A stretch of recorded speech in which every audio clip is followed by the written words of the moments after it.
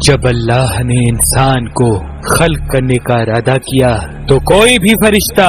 زمین سے مٹی نہ لا سکا، تو اتنے میں حضرت عزرائیل علیہ السلام فرمانے لگے، اے اللہ یہ کام مجھ سے ہی ہونا ہے۔ تو بس اللہ کے حکم سے حضرت عزرائیل زمین کو آئے اور 3 اقسام کی مٹی کو جمع کیا، سرخ، سفید اور سیاہ۔ پھر اس مٹی کو مکہ اور طائف کے درمیان رکھا گیا اور مسلسل باران رحمت برستی رہی۔ پھر اللہ نے اس مٹی کو عرش پہ بلایا اور حضرت آدم علیہ السلام کا پتلا تیار کر دیا، اور 40 سال تک وہ جنت میں رکھا گیا۔ ہر فرشتہ اس مجسمے کو دیکھتا کہ یہ مٹی کا بنا ہوا پتلا کیسے چلے گا، کیسے بات کرے گا، کیسے زندہ ہوگا۔ 40 سال تک اللہ نے اس نشانی کو قائم رکھا، اور پھر ایک دن جنت کے تمام فرشتوں کو حکم دیا کہ آج میں اپنی اس میں روح ڈالوں گا، اور جب ایسا ہو تو تمام فرشتے اس آدم کو سجدہ کر دینا۔ سب فرشتے حیرت سے پتلے کو دیکھ ہی رہے تھے، اتنے میں اللہ نے اس مٹی کے مجسمے میں اپنی روح ڈالی تو آدم علیہ السلام نے چھینک لی، اور تمام فرشتے سجدے میں گر کے اللہ کی تعریف کرنے لگے سوائے ابلیس کے، اور وہ تکبر اور حسد کر بیٹھا۔ اللہ نے اسے اپنی دربار سے نکال دیا۔ پھر اللہ نے حضرت آدم سے بی بی حوا کو پیدا کیا، اور ان کی جنت میں کی گئی غلطی کے سبب ان کو زمین پہ بھیج دیا، اور یہ حکم نافذ کیا کہ اب جنت میں وہی آئے گا جو یہ ثابت کرے کہ وہ ہمارا فرما بردار ہے۔ اور یوں انسانوں کے لیے دنیا میں امتحانات کو رکھا گیا تاکہ ہر انسان امتحان دے کر اللہ کو راضی کر کے جنت تک پہنچ سکے۔ تاریخ نے لکھا جب آدم و بی بی حوا زمین کو آئے تو 200 سال تک ایک دوسرے سے جدا رہے اور اللہ سے معافی مانگتے رہے۔ بالآخر اللہ نے ان کی توبہ قبول کی۔ حضرت جبریل علیہ السلام انہیں مکہ میں جبل عرفات پر چھوڑ آئے اور وہ ساتھ رہنے لگے، اور پھر اللہ نے حضرت آدم کو حکم دیا کہ وہ خانہ کعبہ تعمیر کریں، اور حضرت جبریل اور حضرت آدم نے مل کے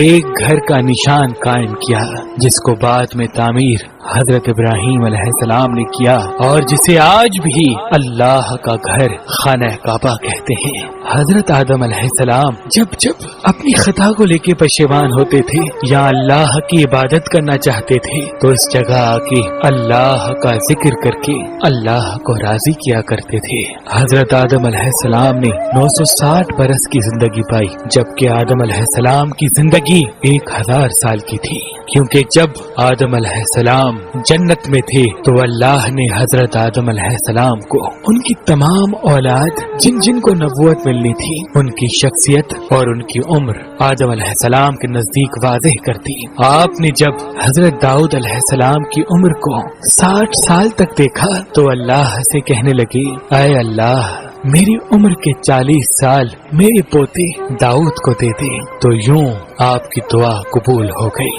اللہ نے آدم علیہ السلام کو 2 فرزند عطا کیے، حابیل و قابیل، لیکن شیطان کے وسوسے، حسد اور نفرت میں جب قابیل کے ہاتھوں سے حابیل کو قتل کروا دیا تو حضرت آدم علیہ السلام اندر سے ٹوٹ گئے اور بار بار اللہ کی دربار میں دعا مانگنے لگے۔ تو ایک دن اللہ نے جبریل امین کو آدم علیہ السلام کے پاس بھیجا اور فرمایا، اے آدم اللہ تمہیں ایسا بیٹا دینے والا ہے جس کے نسب سے انبیاء و اولیاء زمین تک پہنچیں گے، اس کا نام شیس رکھنا۔ شیس کا مطلب ہے اللہ کا عطا کیا گیا تحفہ۔ اور یوں اللہ نے آدم کی نسل کو زمین پہ پھیلا دیا۔ جب آدم علیہ السلام کا آخری وقت آیا آپ نے اپنے بیٹوں سے کہا کہ میرا جنت کے پھل کھانے کا جی کر رہا ہے۔ آپ کے بیٹے زمین پہ جنت کے پھل ڈھونڈتے رہے کہ اچانک سے ان کو فرشتے ملے اور کہنے لگے، اے بنی آدم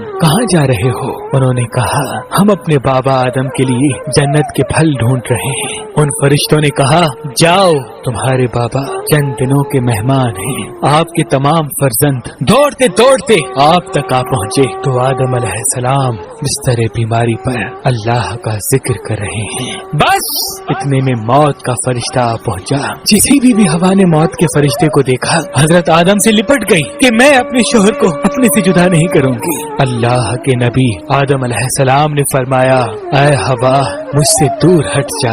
ایک مرتبہ پہلے بھی تیری وجہ سے جنت سے نکالا گیا ہوں، آج اللہ اور اس کے فرشتے کے درمیان تو حائل نہ بن۔ پھر آپ ان فرشتوں سے مخاطب ہو کے کہنے لگے، اے فرشتہ موت، کیا بھول تو نہیں گئے؟ میں نے اللہ سے سنا تھا میری عمر 1000 سال کی ہے اور ابھی تو مجھے 960 سال ہوئے ہیں۔ تو ملک الموت نے کہا، اے اللہ کے نبی آدم، آپ نے خود ہی فرمایا تھا کہ آپ کی زندگی کے 40 سال آپ کے پوتے داؤد علیہ السلام کو دیے جائیں۔ بس آدم علیہ السلام کی روح قبض کی گئی، آپ کو غسل فرشتوں نے دیا اور جنت کی خوشبو آپ کے جسم مبارک کو لگائی گئی۔ پھر آپ کی جنازہ نماز فرشتوں نے حضرت جبرائیل علیہ السلام کے پیچھے ادا کی اور زمین کھود کر آپ کی تدفین کی، اور تمام انسانوں کے نزدیک اللہ کا یہ حکم نافذ کیا کہ جب بھی کسی کا انتقال ہو تو ان کے جسم کو ایسے ہی تدفین کرنا۔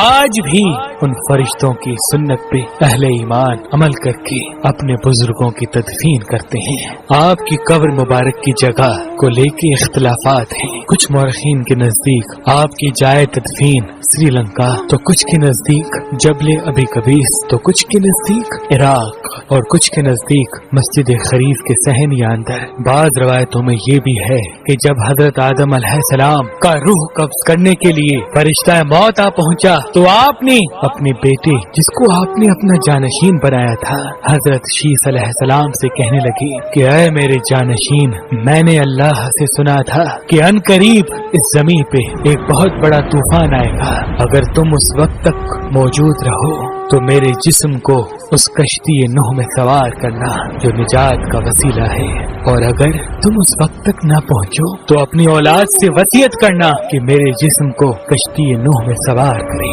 تاریخ میں لکھا، جب طوفان نوح آیا تو حضرت نوح علیہ السلام نے اپنی کشتی میں حضرت آدم اور بی بی حوا کے جسم مبارک کو اپنی کشتی میں سوار کیا اور بیت المقدس یا عراق میں اس جگہ تدفین کیا جہاں انہوں نے اپنی ہی قبر بنائی، اور بیچ میں ایک قبر کھود کے اپنی تحریر چھوڑ دی۔ اور جب امام علی علیہ السلام نے شہادت پائی تو انہوں نے وصیت کی، میرے جنازے کو اونٹ پہ رکھ کے حسن و حسین پیچھے چلتے رہنا، جہاں اونٹ رکے گا وہاں ایک چمکیلا پتھر ہوگا، اس کو ہٹانا تو میری قبر بنی ہوگی۔ جب امام حسن و حسین اس جگہ پہنچے جہاں اونٹ رکا، اس چمکیلے پتھر کو ہٹایا تو ایک طرف حضرت آدم علیہ السلام کی قبر بنی تھی، دوسرے طرف حضرت نوح علیہ السلام کی قبر بنی تھی، اور بیچ میں ایک قبر کھدی ہوئی تھی اور اس میں تحریر تھا کہ یہ قبر نوح علیہ السلام نے